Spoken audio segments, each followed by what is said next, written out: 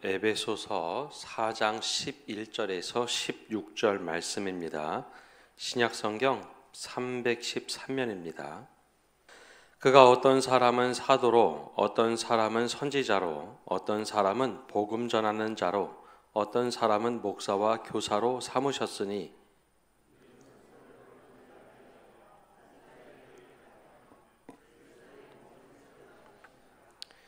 우리가 다 하나님의 아들을 믿는 것과 아는 일에 하나가 되어 온전한 사람을 이루어 그리스도의 장성한 분량이 충만한 데까지 이르리니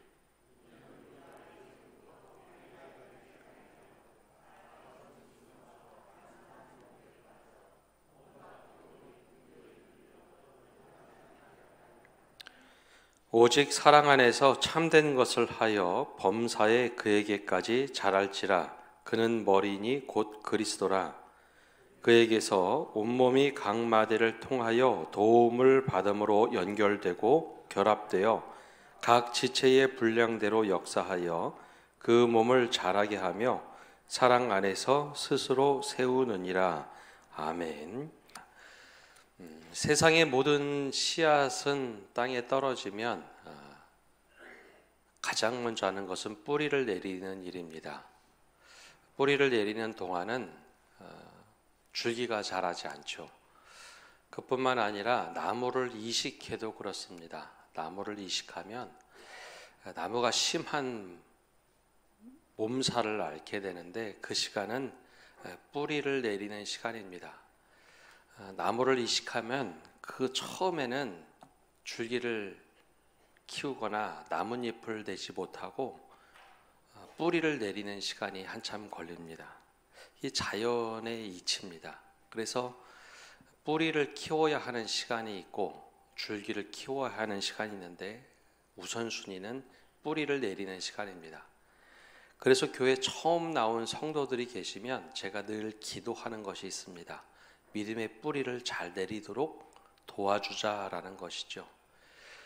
교회 처음 나온 새신자도 그렇고 다른 교회 다니다가 우리 교회 오신 분들도 그렇습니다. 그 처음에는 믿음의 뿌리 내리기가 여간 쉽지가 않습니다.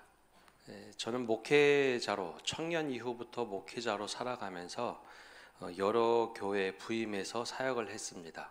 근데 처음에 부임하면 저야 여기가 사역지고 또 일터이니 적응하는 게 어렵지가 않은데 가족들은 좀 어려워합니다. 주일에 어디 가서 밥을 먹어야 하며 누가 인도해 주는 것도 잘 아니기 때문에 어려워합니다. 그뿐만 아니라 휴가 때가 되면 일부러 다른 교회 방문을 해봅니다. 그러면 새 가족이 어떤 느낌일까? 아무도 모르는 곳에서 예배를 드리다 보면 정말 따뜻하게 맞이해주는 교회가 있는 반면 예배 가도 나오는 순간까지 아무도 아는 척 안 하는 교회들도 참 많습니다. 그래서 이 새 가족들이 이 믿음의 뿌리를 내릴 수 있도록 옆에서 격려해주고 도와주는 것, 이것은 우리 모두의 몫입니다. 그렇게 믿음의 뿌리가 자랄 때까지는 사실 그분에게 다른 교회에서 어떤 일을 했다 할지라도 어떤 일을 맡기거나 또 사역을 감당하도록 하는 것은 그리 좋은 일은 아닙니다. 믿음의 뿌리가 뽑힐 수 있기 때문이죠. 믿음의 뿌리가 내리면 그 다음부터는 믿음의 줄기가 자라도록 해 주어야 합니다. 근데 오늘 말씀에 보면 믿음의 줄기가 자라는 목표를 구체적으로 두 가지를 이야기하고 있습니다. 바로 이제 목회자들에게 맡겨진 사명이면서 어떤 방향으로 자라야 될까? 바로 첫 번째가 성도를 온전하게 하여 그리스도의 몸을 세우라라는 것입니다. 우리 12절 말씀 우리 함께 읽어보겠습니다. 이는 성도를 온전하게 하여 봉사의 일을 하게 하며 그리스도의 몸을 세우려 하심이라. 아멘.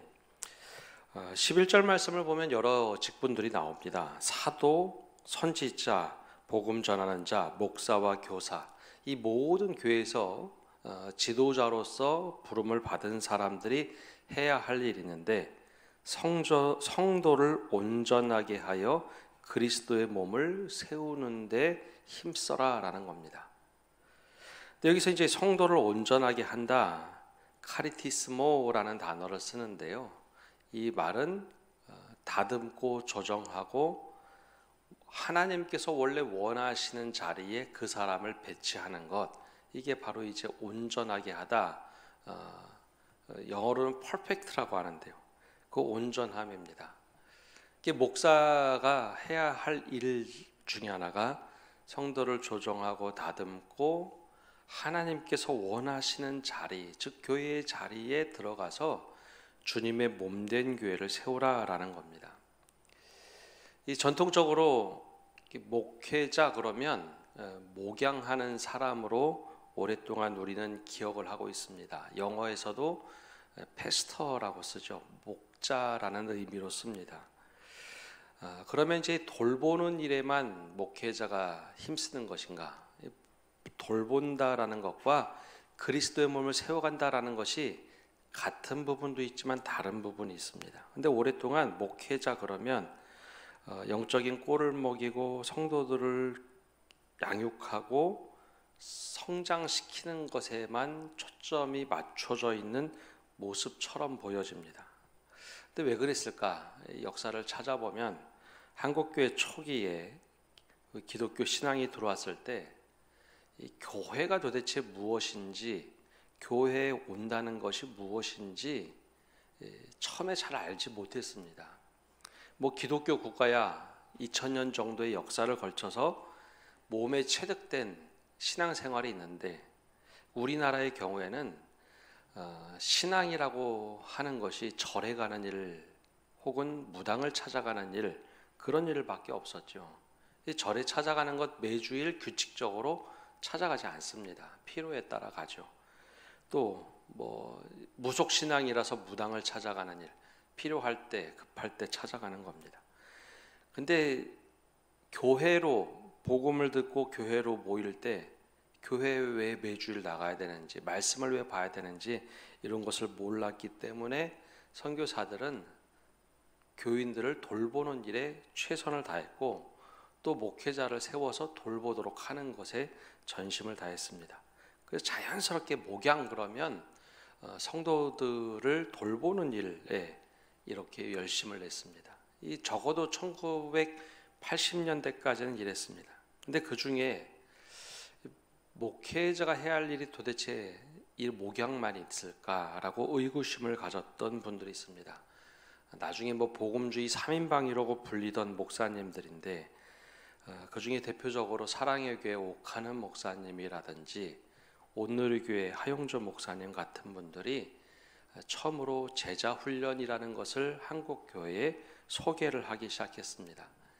단순히 우리가 말씀의 꼴을 먹고 위로받고 돌봄을 받고 살아가는 성도의 모습이 온전한 것이냐, 그것이 아니라는 것이었죠. 성경에서 복음서를 보면 제자로 살아가라 라는 말씀이 정말 많습니다. 제자로 살아가라. 제자로 살아간다는 게 무엇인가? 오늘 말씀에 가장 잘 표현하고 있는 말씀이 바로 성도를 온전하게 한다라는 겁니다. 카리티스모, 그 교회에서 성도를 온전하게 하여 주님의 몸된 교회를 세운다. 그래서 이 목회의 방향이 이분들이 하는 교회에서는 좀 달랐습니다. 목양만 하는 것이 아니라 성도들에게 구체적으로 말씀을 가르치고 사역이라는, 전통적인 교회와는 좀 다른 사역이라는 것들을 맡기기 시작을 했죠. 그래서 이 사역의 사람들을, 교회 적재적소의 사람들을 이제 배치하기 시작을 했습니다. 그 모습이 바로 성도를 온전하게 하여 교회 주님의 몸된 교회를 세워간다라는 겁니다. 어떻게 신앙생활을 해야 될지 모를 때 성도들에게 하나님께서 나를 어떻게 부르셨는가, 개인의 부르심과 교회의 부르심을 연결해 주는 거죠. 이게 나의 각자의 부르심이 있습니다. 근데 그 부르심을 교회 안에서 그 은사대로 어떻게 그 자리에 가도록 하느냐, 그게 이제 바로 성도를 온전하게 하는 것입니다. 우리 교회 앞에 이게 백향목이 심겨져 있습니다. 저 앞쪽에 보면 백향목이 심겨져 있는데 처음에 왔을 때 저 백향목을 그냥 내버려 둬서 삐쭉삐쭉하게 자랐습니다. 근데 이제 보통 백향목은 아름답게 이게 조경처럼 이렇게 다듬는 것이 보통 일반적인데 그냥 내버려 두니까 저게 삐쭉삐쭉하고 마치 뿔난 나무처럼 보였죠. 그래서 몇 년 지났을 때 장로님들과 상의해서 저 백향목을 다듬었습니다. 지금은 이제 아름답게 동글동글하게 다듬었는데요. 바로 옆에 있는 초등학교는 여전히 지금 삐쭉삐쭉하게 자라 있습니다. 바로 그게 온전하게 하는 모습 중에 하나입니다. 때로는 줄기가 너무 이상하게 자라 있으면 잘라주고 아름답게 만들고, 때로는 여기에 부족한 사람이 있으면 거기에 자리를 배치하는 것, 그게 바로 성도를 온전하게 하여 주님의 몸된 교회를 세우는 겁니다.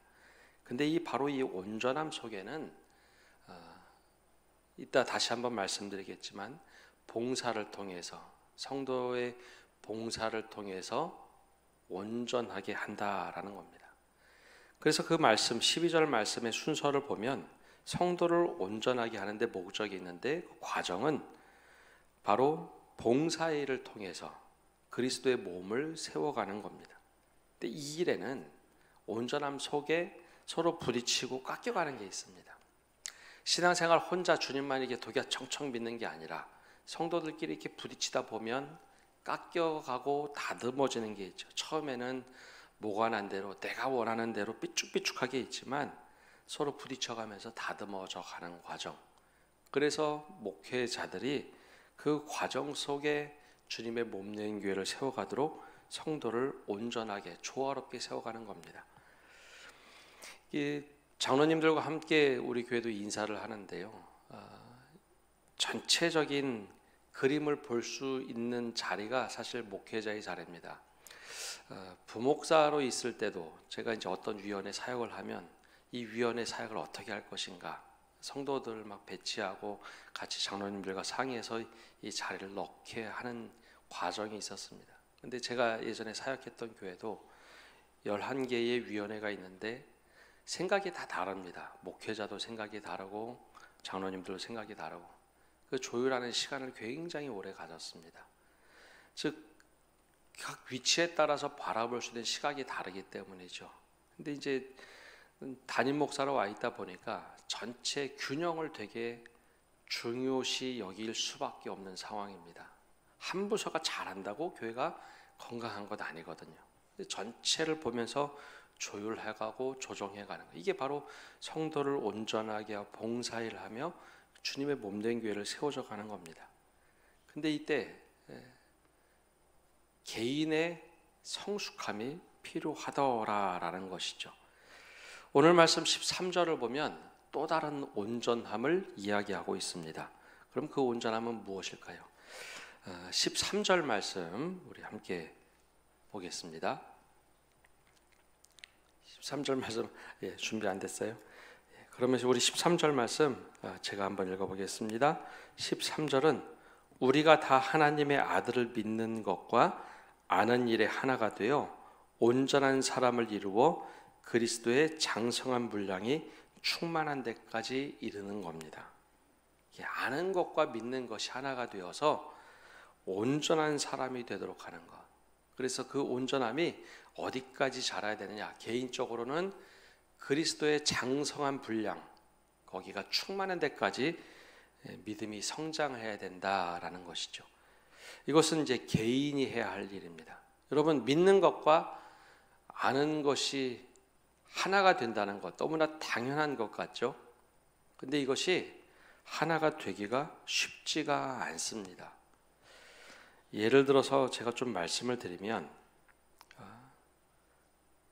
여러분 주님의 말씀대로 살면 축복을 받고 형통합니까? 아니면 손해를 보고 사는 것 같습니까?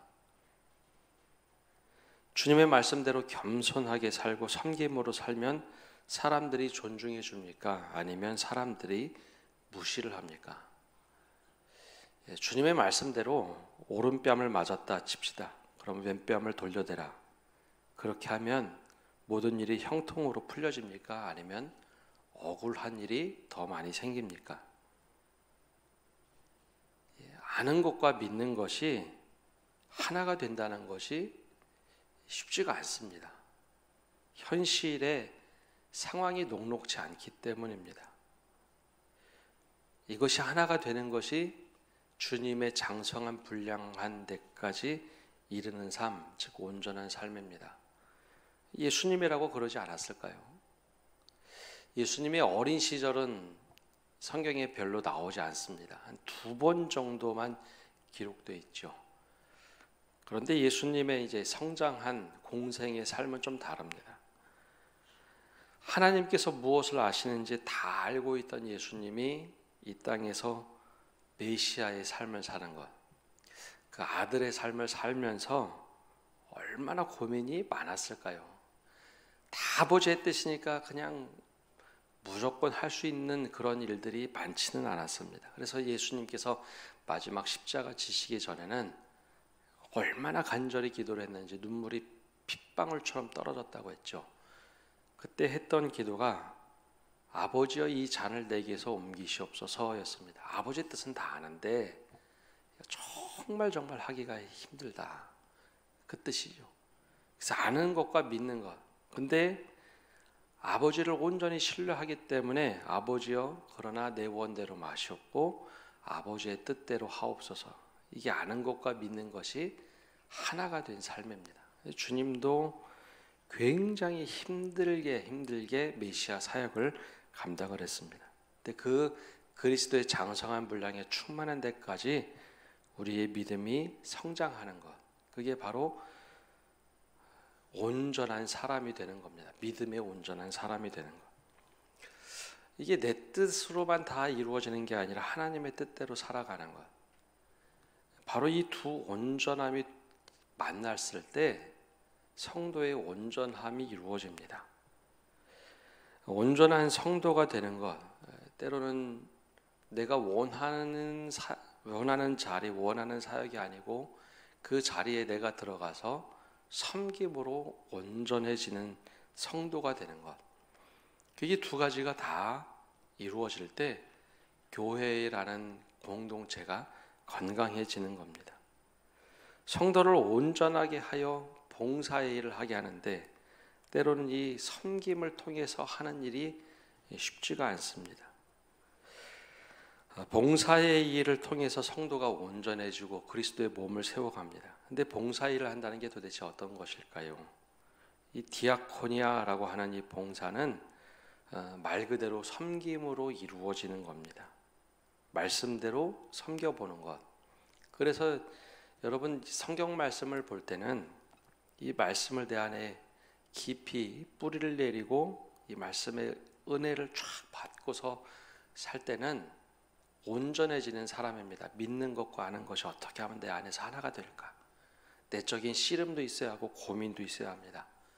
그런데 봉사를 통해서 다듬어 가지는 온전한 성도가 되는 것은 몸을 통해서 내가 일을 통해서 사역을 통해서 하는 겁니다. 내 안에는 내적으로 깊어지는 뿌리를 통해서 내가 성숙해져 가는 것이라면 성도의 온전함은 서로 섬겨가면서 부딪혀가면서 온전해집니다. 근데 이때 아파요. 다듬어져 가는 거기 때문에 아픕니다. 그런데 내 자리를 찾아가면 찾아갈수록 그 속에서 섬김을 통해서 이렇게 교회가 세워져 가는구나. 그걸 경험하게 됩니다. 이 눈이 커지면 새신자나 다른 교회에서 온 사람들이 눈에 보이기 시작하면 저 사람 정말 어려웠겠다. 섬겨주고 도와주는 겁니다. 봉사를 한다는 것, 이게 굉장히 중요한 건데요. 교회 처음 우리 교회 예를 들자면 교회 누가 올라오는데 어려움이 있다. 그러면 누가 부탁하지 않아도 옆에 가서 팔을 붙잡아주고 계단을 함께 오르는 것. 이게 아주 간단한 봉사의 섬김입니다. 뭐 하는데 뭐가 좀 어려운 것 같다. 그러면 때론 내가 물질도 써가면서 내가 그 옆에 자리에 있어주면서 섬겨주는 것. 이게 봉사를 통해서 온전한 성도가 되고 그리스도의 몸을 세워가는 겁니다. 예전 교회에서 제가 사회봉사부 담당을 한 일이 있는데요. 그 교회는 교회가 지역 사회를 위해서 봉사하는 게 굉장히 많았습니다. 근데 그 중에 하나 눈에 특이하게 들어왔던 것이 임의용 봉사였습니다. 이게 도대체 어떻게 시작이 됐을까? 동네 어른들 머리 깎아주는 일을 하고 그리고 퍼마까지 해주는데 이게 도대체 어떻게 했을까? 그 얘기를 들어보니 미용실을 하던 분 한 분이 한 달에 하루 오전에 내가 가게 문을 닫고 와서 봉사를 하겠다. 그래서 사람들이 뜻을 모아서 그럼 잘 좋다. 그럼 누가 머리를 감겨주고 누구는 사람들을 안내하고 한 3-4분이서 이 사역을 하기 시작을 했습니다. 교회도 섬긴다고 하니까 기꺼이 한 달에 한 번 괜찮겠다. 그래서 사람들이 조금씩 점점 많아졌습니다. 근데 그 성도들 가운데는 그럼 나도 한번 이것 좀 배워봤으면 좋겠다. 그래서 임용을 서로 배우기도 하고 사역이 점점 확장이 됐습니다. 그러다 보니 주변에 미용실에서 항의도 왔습니다. 커트는 괜찮은데 퍼마를 해주면 어떻게 하냐. 그래서 교회가 그때 그분들이 했던 방식은 그러면 저소득층이라고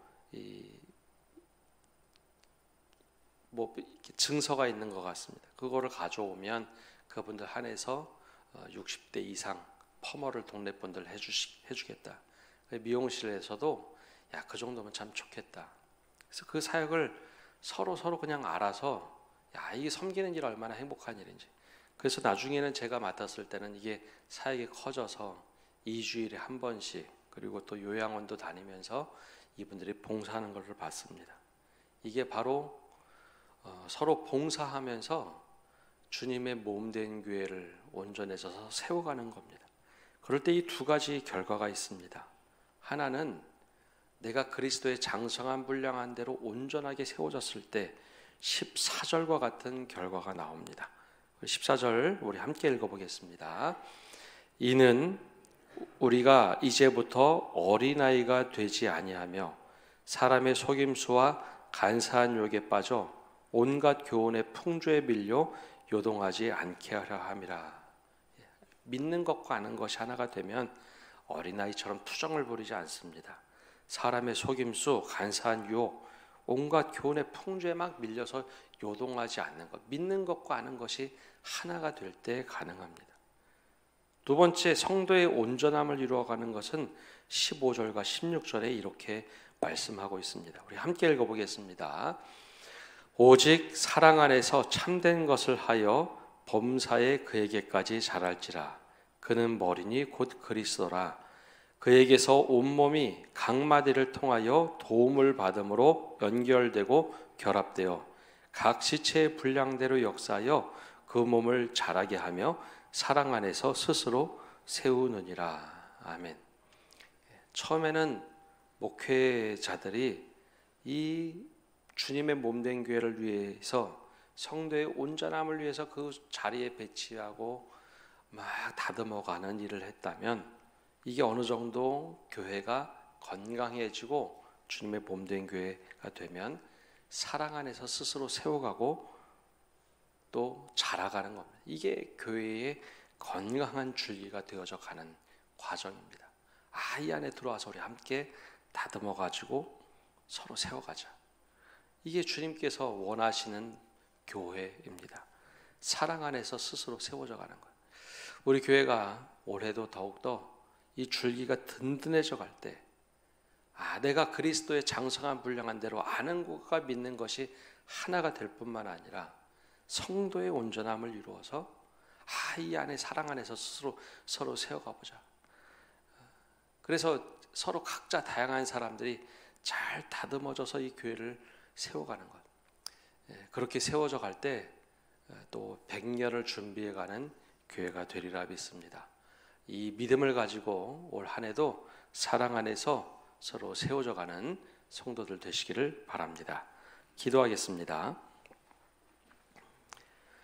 하나님, 오늘도 주님 안에서 저희가 스스로 세워져가는 교회가 되기를 간절히 바랍니다. 먼저 성도의 온전함을 이루게 하여 주옵소서. 주님의 몸된 교회를 세워갈 때 서로 섬기는 일로, 봉사의 일로 열심히 다른 사람을 더 섬겨갈 때 이 교회의 든든한 줄기가 자라게 하여 주시옵소서. 우쑥 크기만 자라는 것이 아니라 옆으로 든든해져 가서 거친 풍파에도 흔들리지 않는 교회가 되도록 은혜 내려 주시옵소서. 동시에 주님, 저희가 말씀을 아는 것과 믿는 것, 하나님을 아는 것과 믿는 것이 하나가 되게 하여 주시옵소서. 성경의 지식은 많이 쌓여졌는데 이 믿음으로 행해야 될 때 행하지 못해서 여전히 연약한 가지로 세찬 풍파에 흔들리거나 풍조에 휩쓸려가는 것, 어린아이처럼 늘 불평불만만 하는 것이 아니라 믿는 것과 아는 것이 하나가 돼서 그리스도의 장성한 분량에 충만한 데까지 이를 수 있도록 은혜를 내려 주시옵소서. 이 온전함이 두 개가 합쳐져서 사랑 안에서 우리가 스스로 세워져가는 교회 되도록 축복하여 주시옵소서. 그래야 주님이 기뻐하시는 교회, 주님이 행복한 시선으로 바라보시는 교회 되도록 축복하여 주옵소서. 이제는 예수 그리스도의 은혜와 아버지 하나님의 크신 사랑과 성령님의 교통하심과 위로하심이 오늘 이곳에서 기도하며 주님, 온전한 성도가 되겠습니다, 온전한 사람이 되겠습니다 다짐하고 결단하며 주님의 몸된 교회를 사랑으로 스스로 세워가는 결심하는 모든 성도들 위해, 온라인으로 기도에 참여하는 모든 믿음의 권속들 위해, 그리고 우리가 사랑하는 이 땅 위에 이제로부터 영원까지 함께 하시기를 간절히 축원하옵나이다. 아멘.